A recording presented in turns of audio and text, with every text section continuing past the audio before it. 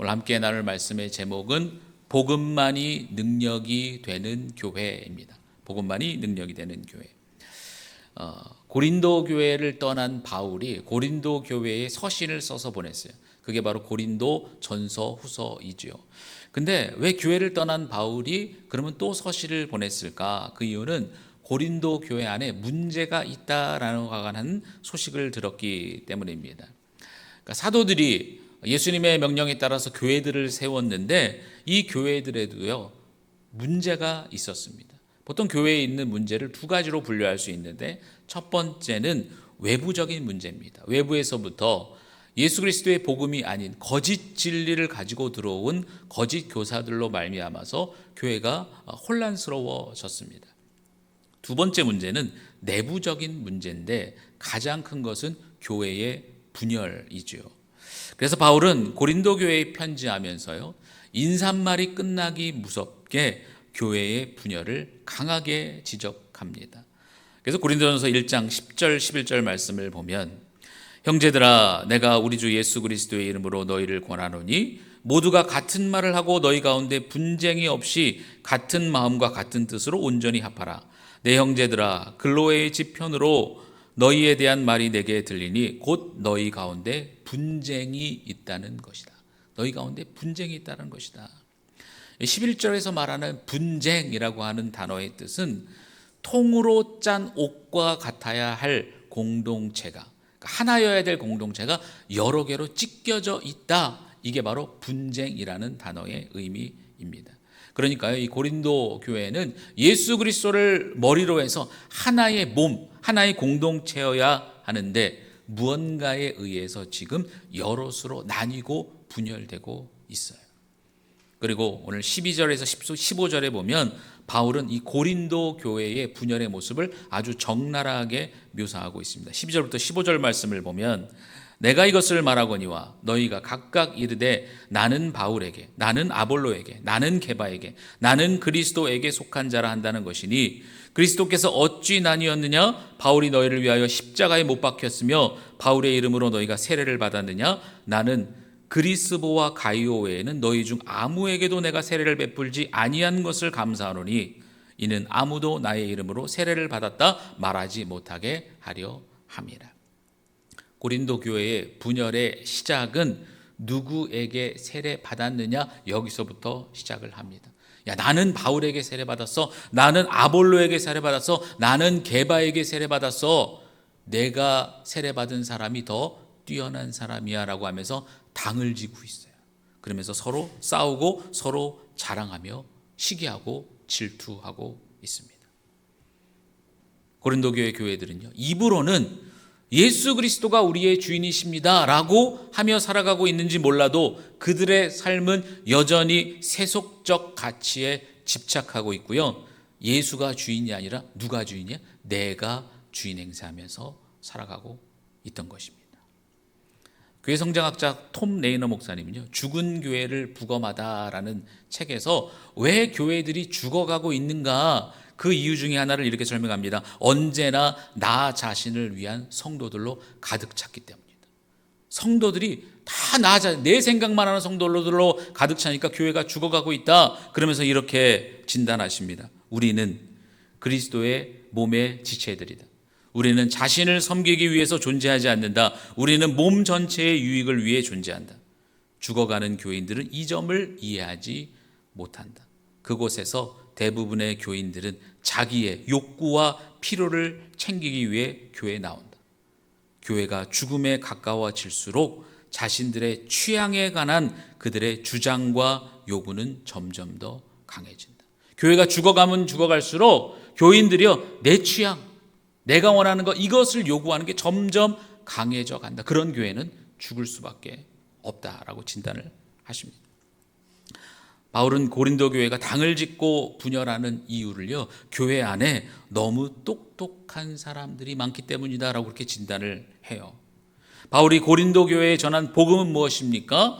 바로 예수 그리스도가 나의 구주가 되신다라는 믿음의 고백 아니겠습니까? 나 중심에서 이제 돌아서서 회개하고 예수님만이 내 삶의 주인이십니다. 그러니까 내 인생의 주인은 예수님입니다. 이 믿음의 고백이 구원이고요. 그 구원이 뭡니까? 우리를 영생에 살게 한다라는 것이죠. 그래서 여러분, 복음을 믿는다고 한다면요, 예수님 한 분만으로 나는 충분합니다라는 고백이 반드시 있어야 돼요. 내가 예수를 믿고 예수가 내 삶의 구주시다? 그러면 나는 다른 거 필요 없습니다. 예수님 한 분이면 충분합니다. 이 고백이 반드시 따라와야 한다라는 것이죠. 그런데요, 고린도 교회 안에 똑똑하다고 하는 사람들, 이 사람들이 뭐라고 말하냐면 이 복음 하나 가지고는 충분하지 않다라는 거예요. 이걸로 충분하지 않아. 그래서 내가 더 좋은 것, 새로운 거 많이 알고 있어. 나한테 붙어. 그러면서 당을 짓고 본질이 아닌 비본질을 강조하면서 교회를 분열시키고 있고요, 복음의 능력을 약화시키고 있었습니다. 사랑하는 성도 여러분, 예수님을 믿는 자들에게는요, 복음만이 능력인 줄로 믿습니다. 아멘이십니까? 복음만이 능력이에요.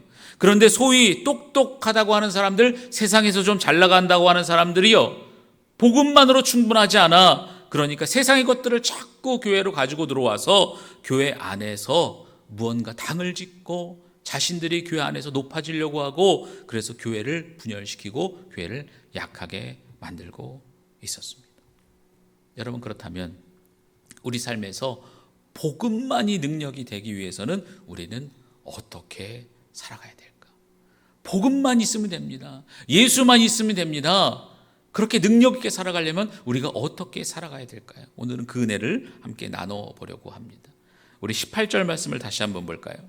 십자가의 도가 멸망하는 자들에게는 미련한 것이요 구원을 받는 우리에게는 하나님의 능력이라. 십자가의 도가 능력이라. 그러니까 18절을 정리하면 십자가의 도만이 우리의 능력입니다 라고 하는 고백이에요. 그런데요, 여러분, 세상 사람들은 뭐가 능력이라고 생각합니까? 고학력, 높은 학력, 그리고 잘 나가는 대기업에 다니는 자녀, 그게 능력이라고 생각해요.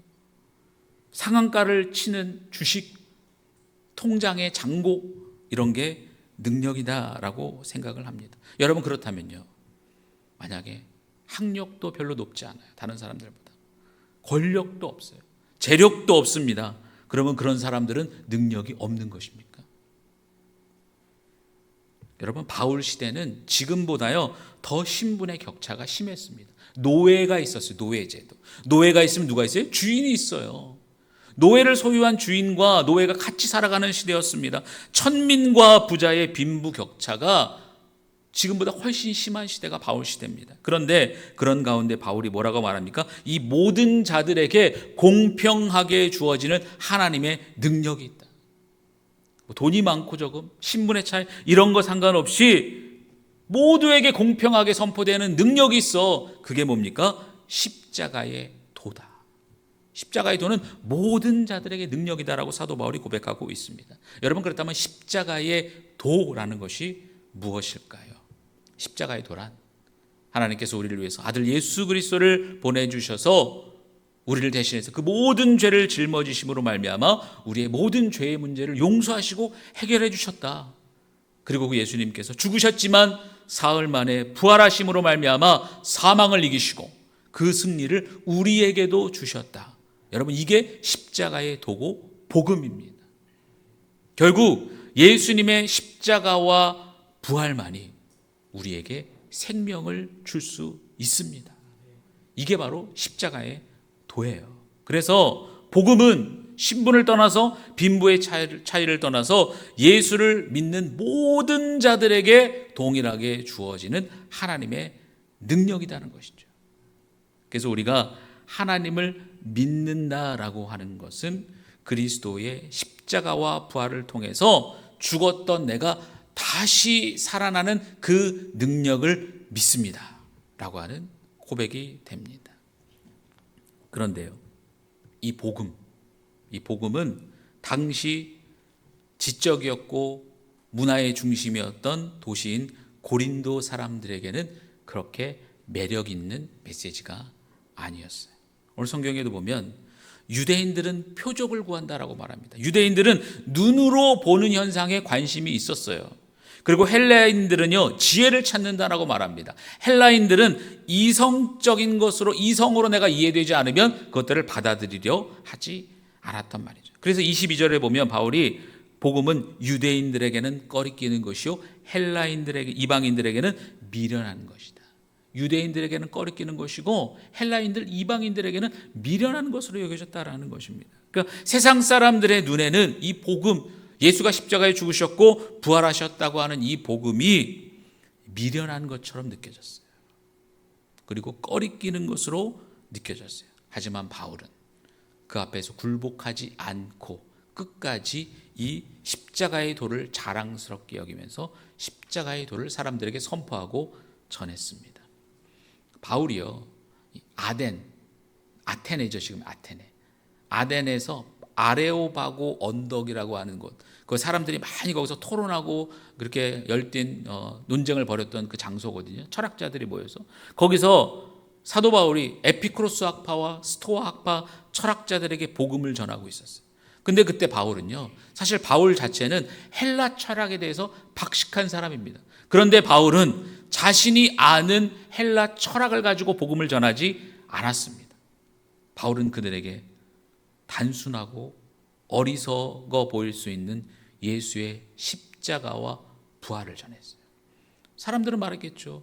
야, 십자가에 달려 죽은 사람, 그게 무슨 복음이냐, 그게 무슨 능력이냐, 그거 아무것도 아니야. 그런데 바울은 꿋꿋하게 예수의 십자가와 부활만을 전했습니다. 왜냐하면 바울은 십자가와 부활이 이 세상의 그 어떤 지혜보다 지혜롭고 그 어떤 능력보다 능력 있다라고 하는 것을 믿었기 때문입니다. 사랑하는 성도 여러분, 십자가의 도가 능력인 줄로 믿습니다. 한 번 더, 십자가의 도가 능력인 줄로 믿습니다.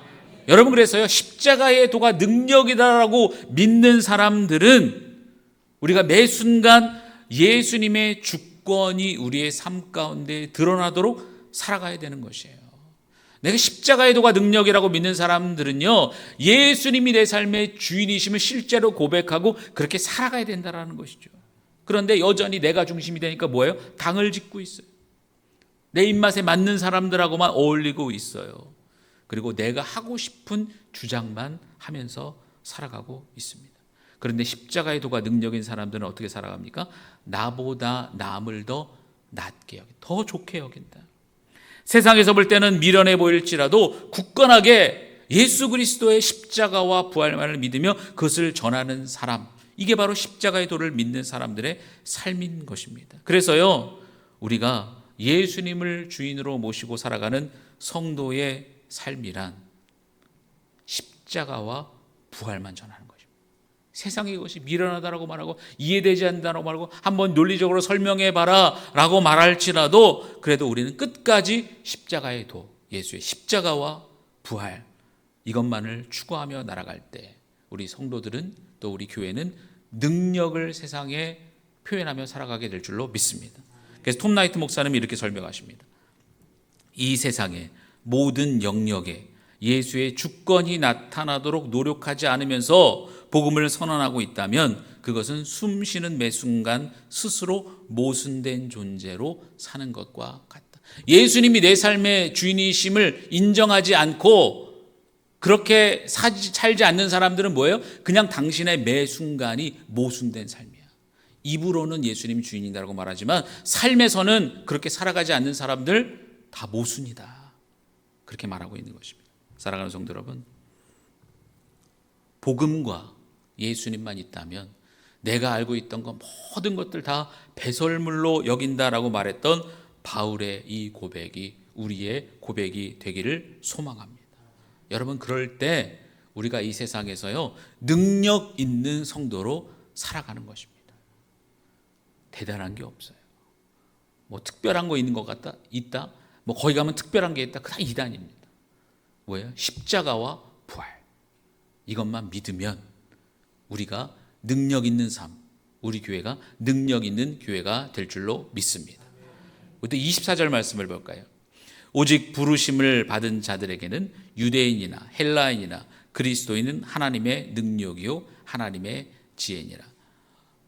부르심을 받은 자들, 이 자들은 누굽니까?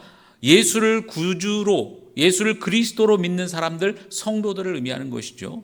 근데 성도들에게 있어서 지혜는 뭐냐? 성도들에게 있어서 지혜는 예수 그리스도시다.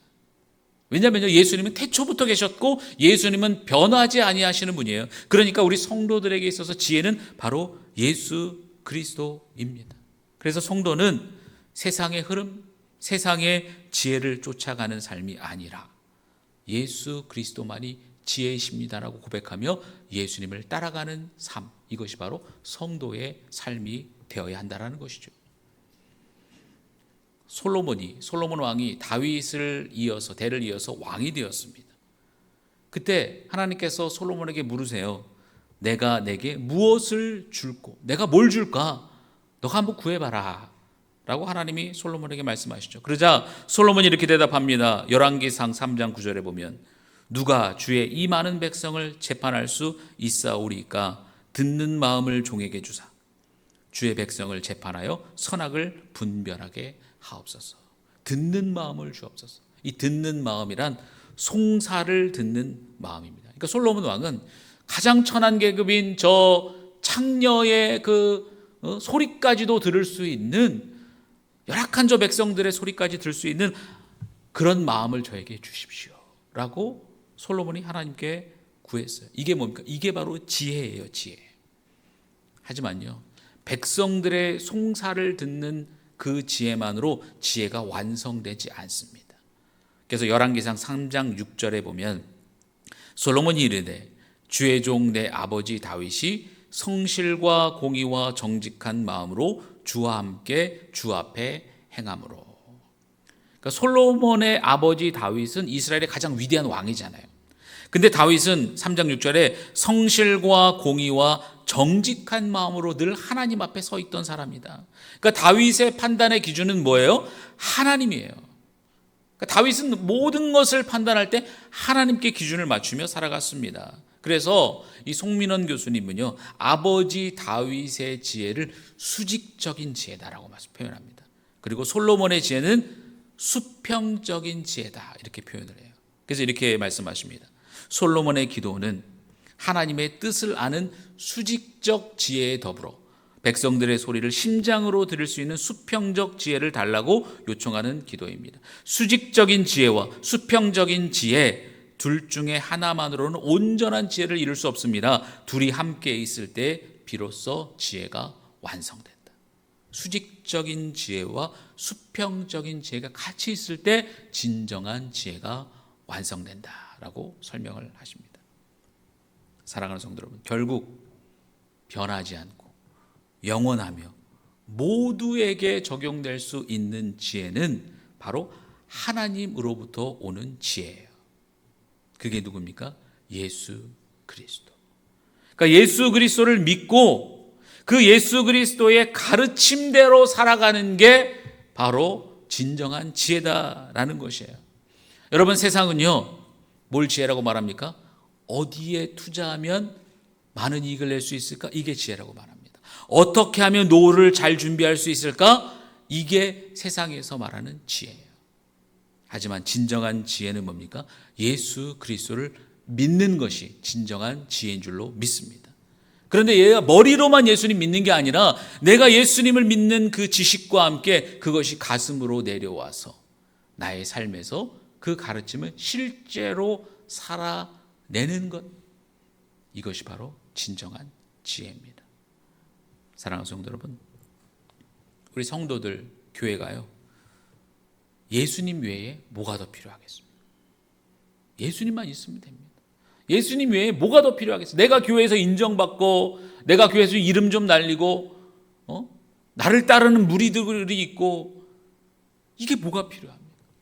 예수님만 있으면 됩니다. 복음만 있으면 됩니다. 그것으로 충분합니다. 그 고백이 있을 때에, 그럴 때 우리가 능력으로 살아가게 될 줄로 믿습니다. 여러분, 하나님의 나라와 의를 구하면 뭐라고 하셨어요? 그 모든 것들은 다 하나님이 책임져 주신다. 하나님의 나라 의만 구하면 된다. 복음만 있으면 돼. 그 나머지는 그러면 하나님이 책임져 주셔. 근데 우리는 거꾸로 해. 내 거 다 챙기고 복음은 나중에. 그게 아니라 우리가 세상에서 능력 있는 교회가 되기 위해서는 복음만 있으면 됩니다. 예수님만 있으면 됩니다. 이 능력 가지고 이번 한 주를 살아가셔서 하나님 우리의 삶에서 내가 정말 능력 있는 성도로, 능력 있는 교회로 살아가는 우리 모두가 되시기를 주님의 이름으로 축복합니다. 아멘.